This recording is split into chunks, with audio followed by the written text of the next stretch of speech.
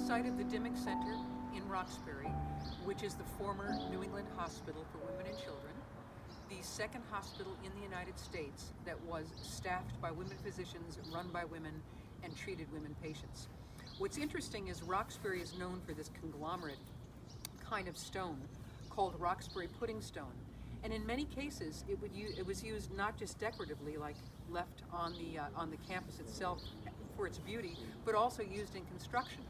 If you look at the first building that was ever built, today called the Z Building or the Zakshevska Building, this opened in 1872 by the architects Cummings and Sears, and it is built on a puddingstone foundation, so they put good use to the natural land here on this sloping area.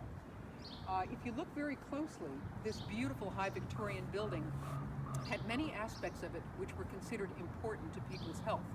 It was important to the women's health to be out in the countryside, to have fresh air, to not have the noxious gases of downtown Boston.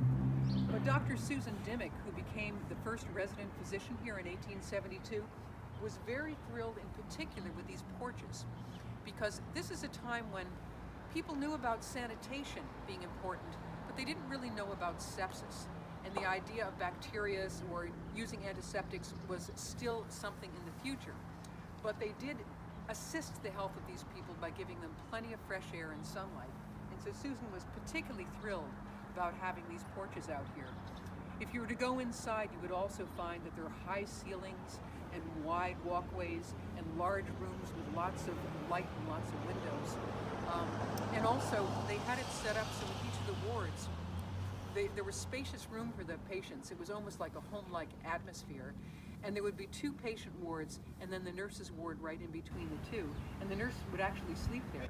And so the nurse not only got to stay and was there in case there were any emergencies, but also had easy access in either direction to going to help her patients.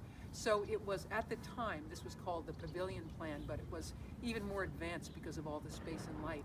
It was considered about the healthiest thing you could do for anyone, and Dr. Susan Dimock was thrilled with that.